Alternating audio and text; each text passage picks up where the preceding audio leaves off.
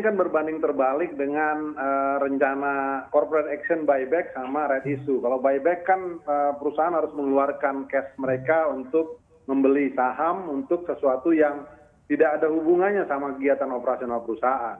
Ya. Right issue berbeda. Jadi kalau kita melihat misalnya kondisi awal-awal kita pandemik, semua orang panik, tentunya kita juga nggak tahu apa yang harus dilakukan. Perusahaan juga tidak tahu apa yang mesti dilakukan pada saat itu. Nah sekarang sebenarnya 3 bulan berlalu, orang sudah melihat seberapa besar sih atau bagaimana plan B mereka, plan C mereka, atau mereka punya plan apa ya untuk menghadapi kondisi ini. Nah beberapa perusahaan tentunya memandang bahwa mereka punya rencana untuk memenuhi kebutuhan pendanaan mereka dengan right issue. Dan kami kira ini masuk akal. Karena apa? Karena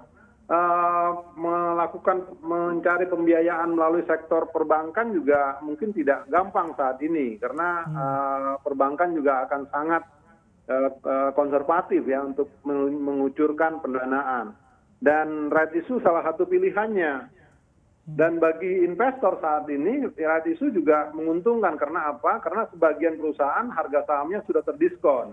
Ya. Artinya apa? Artinya bagi investor yang ditawarkan untuk membeli saham dengan harga yang turun sudah katakanlah 20% atau 25%, bagi mereka ini tinggal menunggu hari normalnya saja di mana saham akan berbalik di harga seperti semula. Jadi saya kira menarik bagi investor, salah satu cara bagi perusahaan, ya ini merupakan salah satu cara bagi perusahaan untuk menambah kekuatan dari sisi working capital mereka dengan menerbitkan saham baru.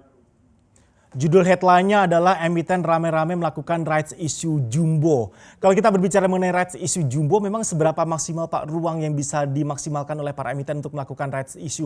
Ruangnya seberapa besar sih Pak kalau dikatakan rights issue jumbo dan seberapa jumbo mengingat keadaannya memang tengah tidak begitu bersahabat akhir-akhir ini?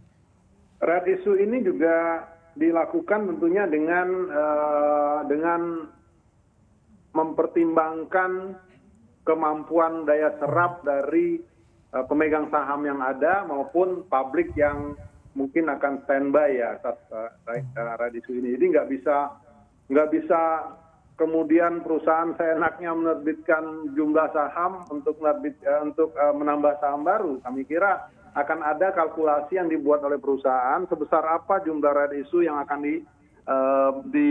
diterbitkan.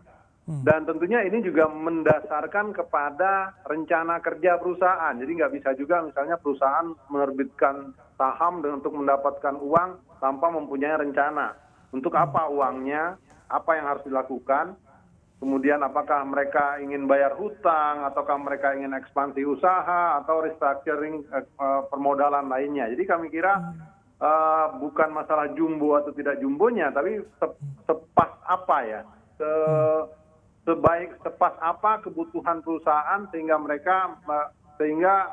numbers of isu sahamnya ini pas ya dari sisi kebutuhan perusahaan. Itu yang mungkin jadi kalkulasinya. Bukan jumbo atau tidak jumbonya, Mas Erwin.